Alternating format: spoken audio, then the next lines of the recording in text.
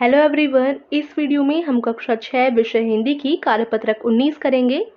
दिनांक है इसकी 10 सितंबर 2021 और इस कार्यपत्रक को शुरू करने से पहले प्लीज़ हमारे चैनल माइंड बूस्टिंग क्लासेस को ज़रूर सब्सक्राइब कर दीजिए।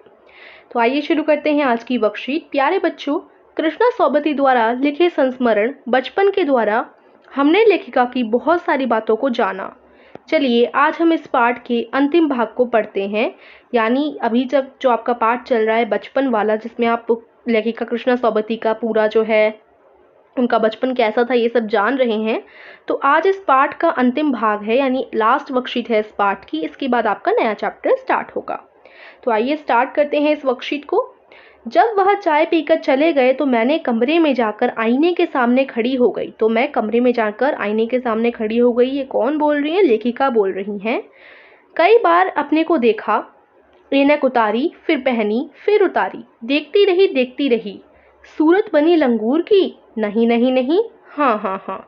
यानी वो सोच रही थी कि उनके चचेरे भाई जो उन्हें कहकर चिढ़ाते हैं, क्या वो सच में ऐसी लग रही हैं? फिर वो कभी सोचती नहीं मैं ऐसी नहीं हूँ, कभी सोचती हाँ वो सही सच कह रहे थे। तो बार बार वो क्या करती हैं, आईने के सामने खड़े होकर उतारती हैं अपनी ऐनक और फिर पहनती हैं। मैंने अपने छोटे भाई का टोपा उठाकर सिर पर रखा। कुछ अजीब लगा, अच्छा भी और मजाकिया भी। तब की बात थी, अब तो चेहरे के साथ घुल मिल गया है चश्मा। जब कभी उतरा हुआ होता है तो चेहरा खाली खाली लगने लगता है। तो ये स्टार्टिंग की बात थी जब उन्हें चश्मा बिल्कुल अच्छा नहीं लगता था, लेकिन अब तो चेहरे के साथ घुल मिल गया है। याद आ गया वह टोपी, काली फ्रेम का चश्मा और लंगूर की सूरत।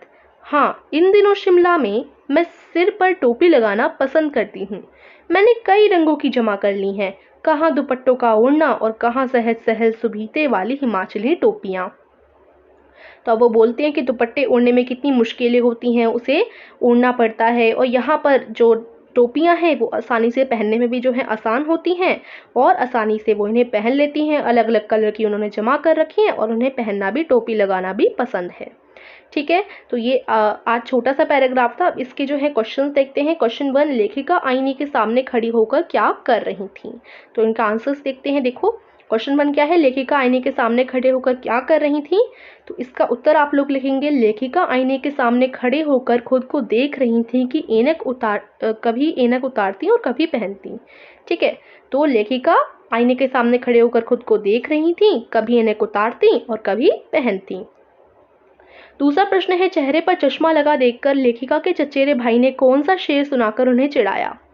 चेहरे पर चश्मा लगा देखकर लेखिका के चचेरे भाई ने उन्हें चिढ़ाते हुए कहा कि देखो कैसी लग रही है, आंख पर चश्मा लगाया ताकि सूझे दूर की, पर नहीं लड़की को मालूम सूरत बनी लंगूर की। ठीक है, और यहाँ पर आप लोग इधर से भी लिख सकते हैं, देखो कैसी लग रही है, इधर से लेकर इधर तक आप लोग लिख सकते हैं। ठीक है, ज़रूरी नहीं है ये आगे का जो मैंने लिखा है उसको लिखना, आप चाहें तो ओनली शेर भी लिख सकते हैं आंसर में। क्वेश्चन नंबर 3, चश्मे के साथ साथ लेखिका को और क्या क्या पसंद आने लगा था? तो इसका उत्तर है, चश्मे के साथ साथ लेखिका को सिर पर टोपी लगाना भी पसंद आने लगा था, क्योंकि उन्होंने छोटे भाई की टोपी लगाई तो उन्हें वो अच्छी भी लगी और मजाकिया भी लगी। फिर उन्हें टोपी पहनना अच्छा लगने लगा था। प्रश्न 4 है, सहज सुभीते वाली हिमाचली टोपियों का अर्थ लिखिए। तो इसका उत्तर हो जाएगा, इसका अर्थ है कि कहाँ तो सिर ढकने के लिए दुपट्टे होते हैं जो संभालना मुश्किल होता है, और कहाँ यह बहुत ही आरामदायक हिमाचली टोपियाँ जो पहनने में बहुत सरल हैं। ठीक है, अब देखिए आखिरी प्रश्न है आपको लेखिका के बचपन की कौन सी बात सबसे अधिक अच्छी लगी? अपने शब्दों में लिखिए। तो इसका उत्तर आप लोग लिखेंगे, अपनी मर्जी से आप लोग लिख सकते हैं, क्योंकि देखो आप पे डिपेंड करता है आपको लेखिका की कौन सी बात अच्छी लगी है। उनके चश्मे वाली बात, या जब वो गिरजा मैदान घूमती थी, तो कुछ भी लिख सकते हैं।